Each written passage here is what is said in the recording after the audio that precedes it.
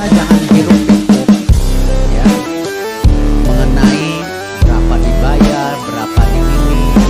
Ini yang di depan ini bukan kaleng-kalengan ini.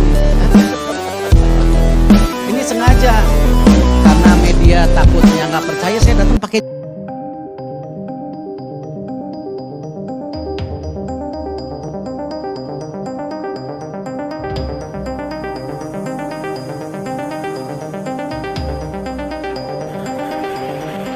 Timnas Bahrain dilanda krisis besar jelang pertandingan kontra Timnas Indonesia pada tanggal 10 Oktober tahun 2024.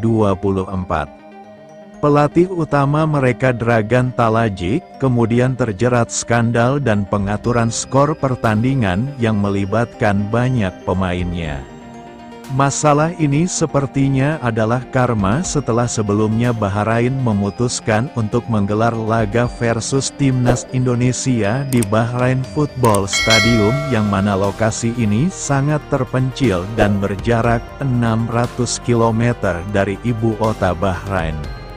Lebih parahnya lagi suhu ekstrim di sana dapat mencapai hingga sekian derajat Celcius melebihi suhu di Indonesia. Krisis ini semakin memperburuk situasi mereka, dan justru dapat berbalik menguntungkan Timnas Indonesia.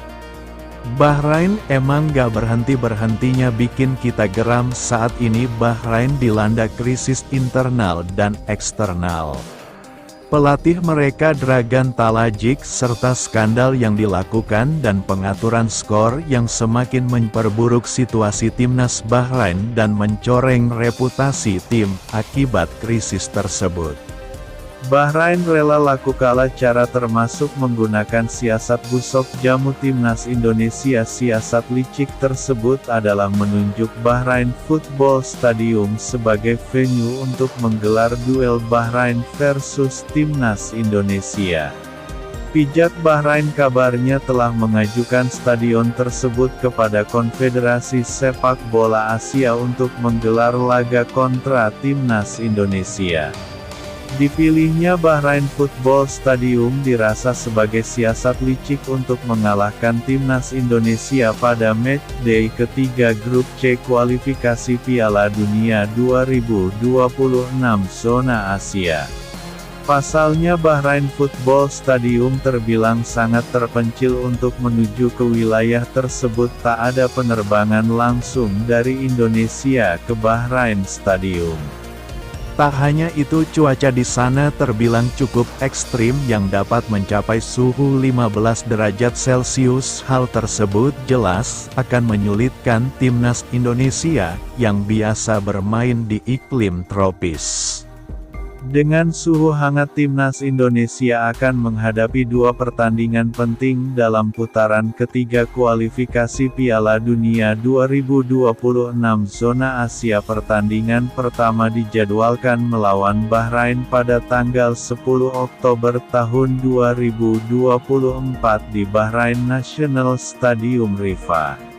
5 hari kemudian pada tanggal 15 Oktober tahun 2024 Timnas Indonesia akan bertandang ke Qingdao, China untuk melawan tim tuan rumah di Qingdao Youth Football Stadium.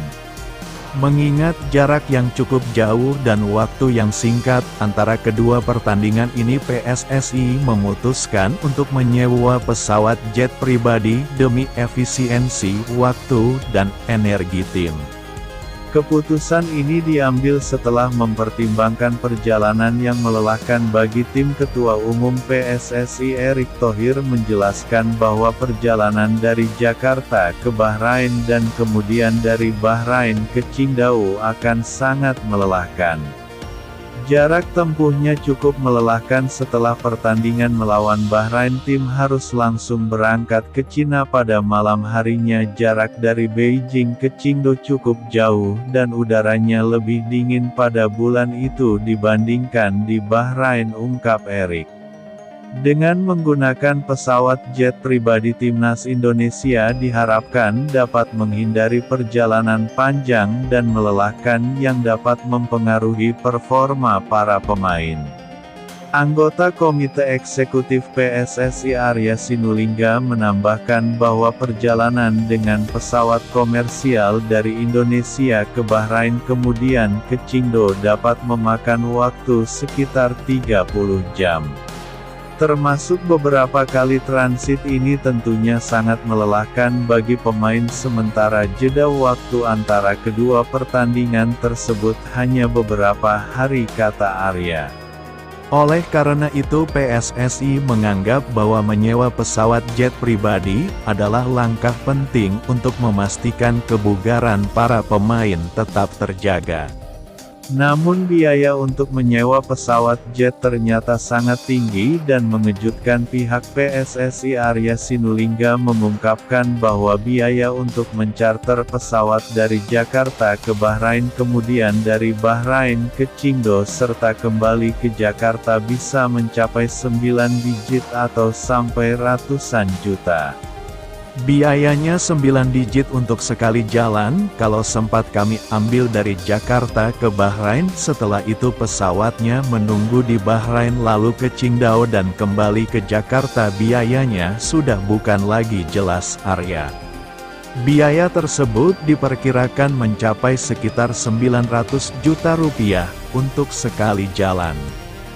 Dan 600,000 Amerika atau setara dengan 9,7 rupiah miliar untuk total perjalanan. Meskipun biaya sewa pesawat sangat tinggi, Erick Thohir menegaskan bahwa keputusan ini bukanlah bentuk kemewahan melainkan langkah praktis untuk menjaga performa tim.